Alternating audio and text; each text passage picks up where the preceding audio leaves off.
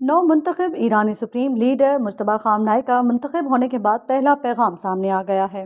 اپنے آڈیو پیغام میں ایرانی سپریم لیڈر مجتبیٰ خامنہئی نے شہداء کے خون کا بدلہ لینے کا اعلان کرتے ہوئے کہا کہ آبنائے ہرمز بند رہے گا۔ ایرانی سپریم لیڈر کا کہنا تھا کہ میرا عہدہ مجھ سے بہت سی ذمہ داریوں کا تقاضا کرتا ہے۔ عوام نے دنیا کو دکھا دیا کہ ایرانی ایک عظیم قوم ہے اور عوام کی حمایت کے بغیر میری کوئی اہمیت نہیں۔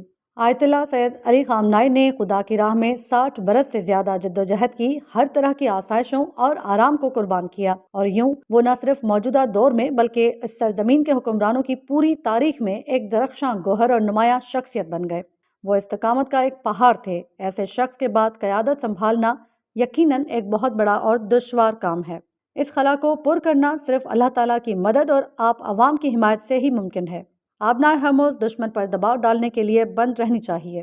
ایرانی سپریم لیڈر کا کہنا تھا کہ حالیہ واقعات میں ایرانی قوم کی بصیرت، ذہانت اور اس کی ثابت قدمی، جرأت اور میدان میں موجودگی نے دوستوں کو متاثر اور دشمن کو حیران کر دیا۔ میں اپنے بہادر مجاہدین کا تہہ دل سے شکریہ ادا کرتا ہوں جنہوں نے اپنی کاری ضربوں سے دشمن کا راستہ روک دیا اور اسے اس غلط فہمی سے دستبردار ہونے پر مجبور کر دیا کہ وہ ہمارے عزیز وطن پر تسلط قائم کر سکتا ہے یا اسے تقسیم کر سکتا ہے۔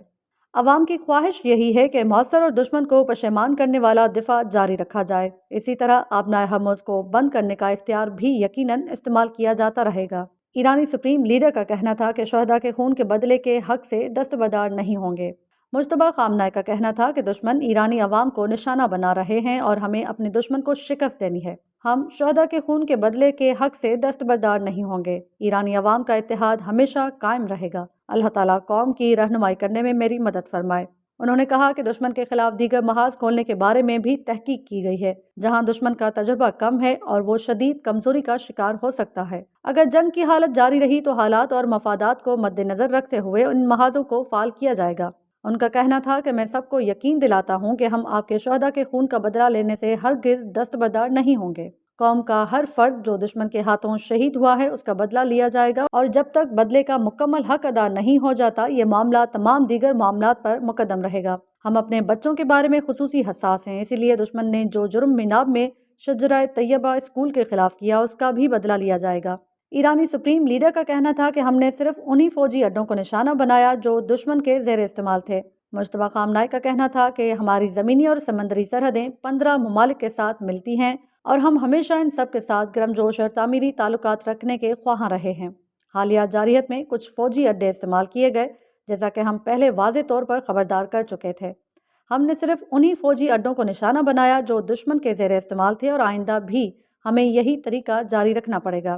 ان ممالک کو چاہیے کہ وہ ہمارے عزیز وطن پر حملہ کرنے والوں اور ہمارے عوام کے قاتلوں کے بارے میں اپنا واضح موقف بیان کریں۔